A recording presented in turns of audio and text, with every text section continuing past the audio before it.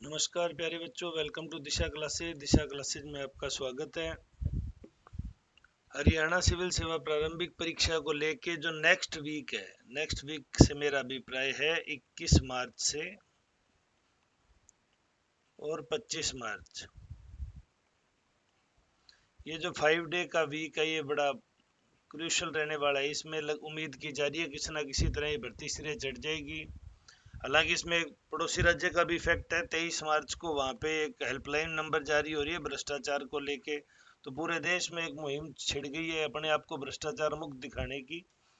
हालांकि इस मामले में मैं आपको ये बताऊं, हरियाणा विजिलेंस बहुत बेहतरीन परफॉर्मेंस कर रहे हैं। क्योंकि बहुत से अधिकारियों की हम रोजाना अखबारों में पढ़ते हैं, अधिकारी ग्रुप ए से लेके ग्रुप डी तक के जो रिश्वत लेते हैं और गिरफ्तार किए जा रहे हैं, तो बहुत अच्छा परफॉर्मेंस है। अब इस मामले में क्या होता है, तो मैं आपको दो चीज मेंशन कर दूं।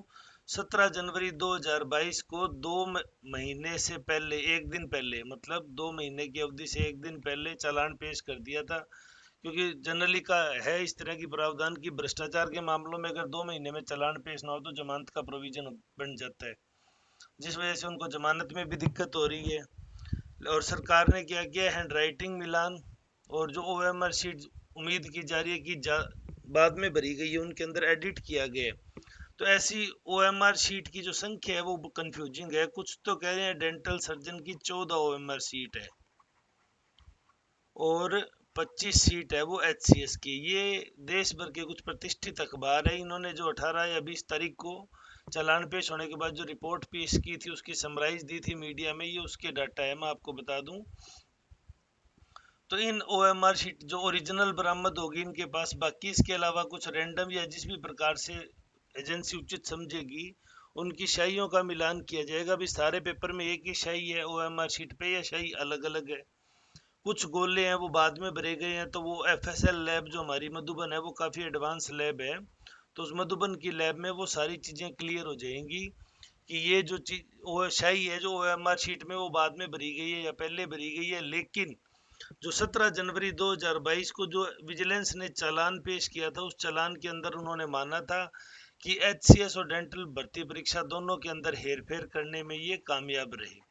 तो अगर ये ही भाषा एचपीएससी को जो रिपोर्ट सबमिट की जाती है उसी के अंदर में वर्णित रह जाती है, तो एचपीएससी को निर्णय लेने में आसानी होगी परीक्षा से संबंधित। और एफएसएल मधुबन की अगर रिपोर्ट इनके पास आ गई, क्योंकि इस बात को 17 जनवरी को आज 2 महीने हो गए, 17 फरवरी और 17 मार्च, और आज हम 20 मार्च को ये वीडियो बना रहे हैं, तो 20 मार्च को इस बात को लगभग 2 महीने और 3 दिन हो गए हैं।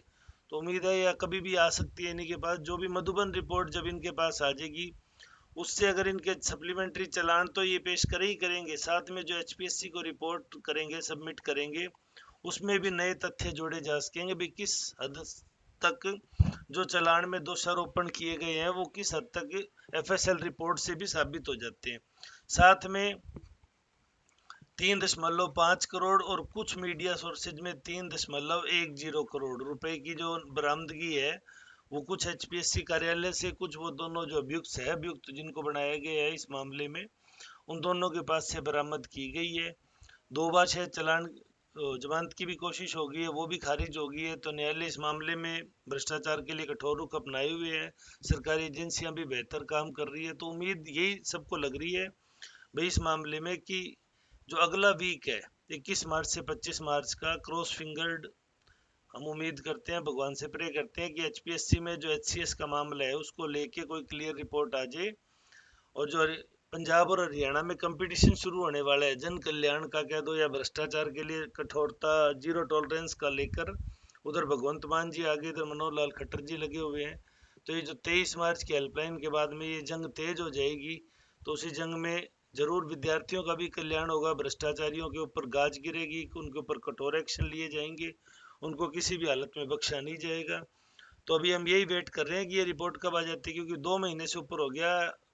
विजिलेंस को सप्लीमेंट्री चालान भी पेश करना पड़ेगा उसके बाद इस मामले में लेके, और साथ ही साथ एचपीएससी को भी अपनी रिपोर्ट सबमिट करनी होगी।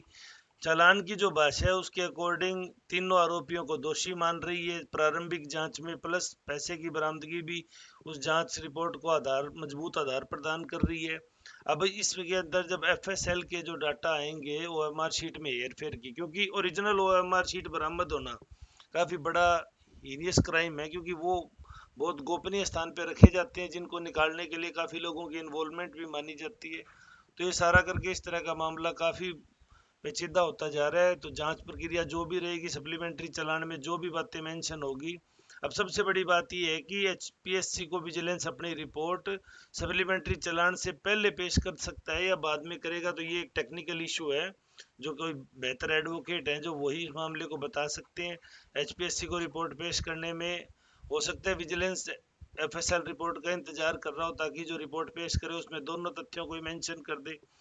लेकिन जो चालान पेश किया गया उसके लिए जो मीडिया में बाइट्स आई थी, जो देश के प्रेस्टिजियस न्यूज़पेपर्स में जो आर्टिकल्स आए थे, न्यूज आई थी, उनमें तीनों आरोपियों को विजिलेंस की प्रारंभिक रिपोर्ट में भ्रष्टाचार का दोषी और भर्तियों में हेरफेर को मानना है।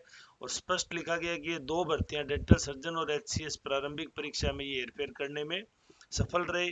कुछ कह रहे हैं डेंटल भर्ती परीक्षा है वो 10 से लेके 20 लाख थी, और प्रारंभिक परीक्षा ये अकेली 20 से 40 लाख में क्लियर करवाने की सौदेबाजी हुई थी। साथ में जो सारा लेन देन है ये व्हाट्सएप वीडियो कॉल और व्हाट्सएप ऑडियो रिकॉर्ड में है, तो उसकी भी थोड़ी पेचीदगियां हैं जो एफएसएल लैब में दूर होंगी। तो उस व्हाट्सएप रिकॉर्ड का डेटा भी कवर अप करने की कोशिश की जाएगी। तो ये सारी रिपोर्ट उम्मीद कर रहे हैं मार्च महीने में इस मामले में अंतिम निर्णय आ जाएगा, जैसा कि हमें सूचना मिल रही है, हमें जानकारी प्राप्त हो रही है। अब ये मामला अपने सॉर्ट आउट होने के करीब है, तो जैसे हमें कुछ फाइनल पता चलेगा हम आपको जरूर शेयर कर देंगे। आप हौसला बनाए रखें। वीडियो को अंत तक देखने के लिए धन्यवाद।